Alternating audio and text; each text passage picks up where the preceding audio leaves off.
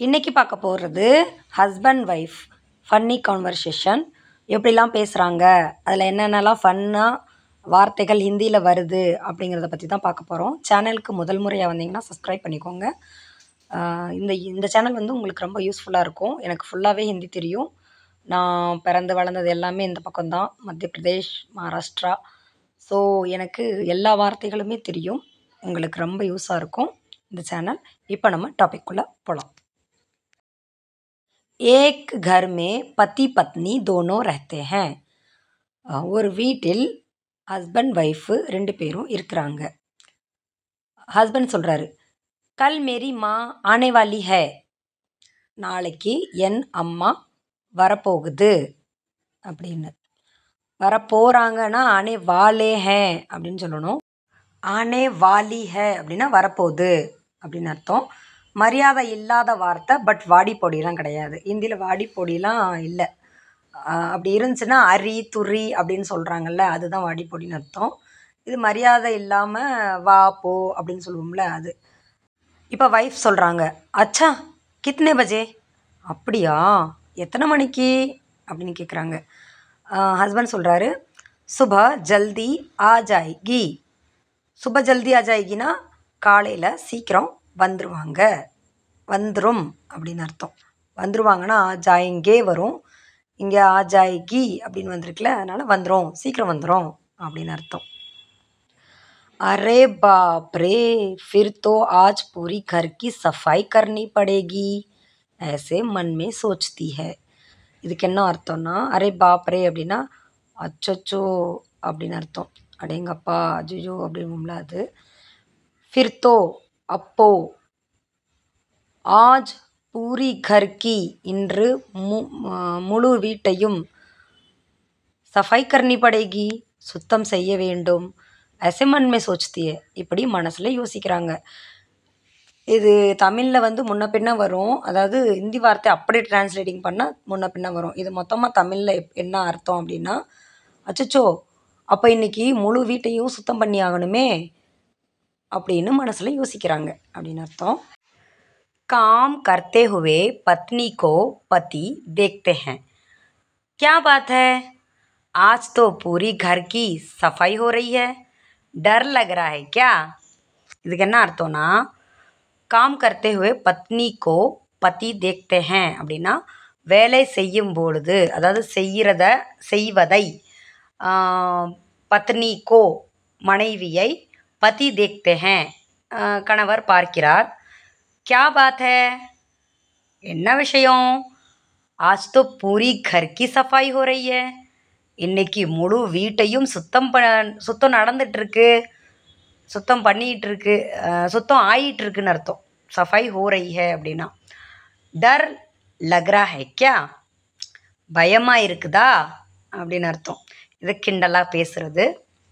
அடுத்து பத்னி என்ன சொல்கிறாங்கன்னு பார்ப்போம். மனைவி பத்னி போல்தி ஹை, அதாவது மனைவி சொல்கிறாங்க, பாக்கி தின் சுடேல் ஆக்கர் கர்க்கே ஜாத்தி ஹை கியா.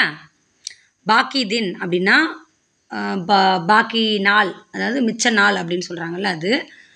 சுடேல் அப்படிங்கிறது இந்த மோகினி பிசாசு அப்படின்னு சொல்லுவாங்கள்ல, அதுதான் சுடேல். ஆக்கர் வந்து படிப்பில் வரும், நடைமுறையில் வந்து ஆக்கே அப்படின்னு தான் வரும். ஆக்கே கர்க்கே ஜாத்தியே கியா, செஞ்சுட்டு போகுமா.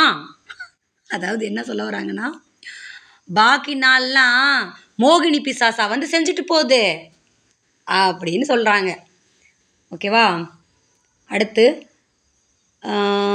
அவங்க தான் மனைவியே சொல்கிறாங்க, ஜாதா பக்வாஸ் கர்னேக்கு ஜரூரத் நையே. தேவையில்லாததை ரொம்ப பேசுகிறதுக்கு அவசியம் இல்லை அப்படின்றாங்க கோவத்தில். பக்வாஸ் அப்படிங்கிறது தேவையில்லாத பேச்சு, ஜாதான்றது அதிகம், ஜரூரத் நையே அப்படின்னா தேவையில்ல, அப்படி அவசியம் இல்லை, தேவையில்ல அப்படின்னு அர்த்தம். மேரே காம் மே ஹாத் பட்டாவோ அப்படின்னா என்ன அர்த்தம்னா, என் வேளையில். மேரே காம் மே அப்படின்னா என் வேளையில் அப்படின்னு அர்த்தம். ஹாத் பட்டாவோ அப்படின்றதுக்கு என்ன அர்த்தம்னா ஹெல்ப் பண்ணுறது, அதாவது ஒரு வேலையை பகிர்ந்து செய்வது, அதுதான் ஹாத் பட்டாவோ. ஹாத்துன்றது கை, பட்டாவோ அப்படிங்கிறது பகிர்வது.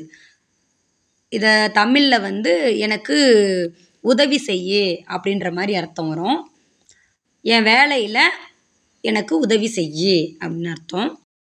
ஆப்கி மா ஹமேஷா யஹாं रहने वाली नहीं है அப்படின்னா உங்கள் அம்மா, ஆப்கிமானா உங்கள் அம்மா, ஹமேஷானா எப்பொழுதும், யஹாं रहने वाली नहीं है இங்கே இருக்க போவது இல்லை அப்படின்னு அர்த்தம்.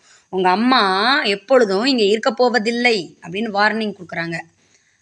उनके जाने के बाद अंजाम बहुत बुरा होगा देख लो அப்படின்னா உன்கே ஜானே கே பாத்னா அவங்க போன பிறகு, அஞ்சாம் அப்படின்றதும் பரிணாம் அப்படிங்கிறதும் சேம் அர்த்தம் தான். அதாவது விளைவு அப்படின்னு அர்த்தம். விளைவு ரொம்ப மோசமாக இருக்கும் பார்த்துக்கோங்க அப்படின்னு வார்னிங் கொடுக்குறாங்க. உடனே ஹஸ்பண்டு பயந்துட்டாரு. பத்தி போல்தே ஹேன், ஹஸ்பண்ட் சொல்கிறாரு, ऐसा मत बोलो मैं तुमसे कितना प्यार करता हूँ இப்படிலாம் சொல்லாத, நான் உன்னை எவ்வளோ லவ் பண்ணுறேன் அப்படின்னு அர்த்தம். தூனே சூடி மங்காய் थी நீ வளையல் கேட்டிருந்த. मैंने कंगन लेकर आया நான் கங்கன் அப்படின்றது வந்து வளையல்னா மெலிசாக இருக்கிறது, அதிலே தடிப்பாக இருந்துச்சுன்னா அதுக்கு பேர் கங்கன். அது தங்கம், வெள்ளி இல்லை மெட்டல் அந்த மாதிரி கிடைக்கும், அதுக்கு பேர். அதாவது அவங்க சின்ன வளையல் வாங்கிட்டு சொன்னாங்க, நான் வந்து கங்கன் வாங்கிட்டு வந்தேன் அப்படின்னு சொல்கிறாங்க. அந்த அளவுக்கு லவ் பண்ணாராமா. தூனே பிச்சியா மங்காய் थी நீ வந்து மெட்டி சொல்லுவாங்கள்ல, மெட்டிக்கு பேர் தான் பிச்சியா, பிச்சியா கேட்டிருந்த. मैंने पायल लेकर आया நான் கொலுசு, அது பெரிய சைஸ் கொலுசுக்கு பேர் பாயல், லேக்கர் ஆயா நான் வாங்கிட்டு அதாவது கொண்டு வந்தேன் அப்படின்னு அர்த்தம்.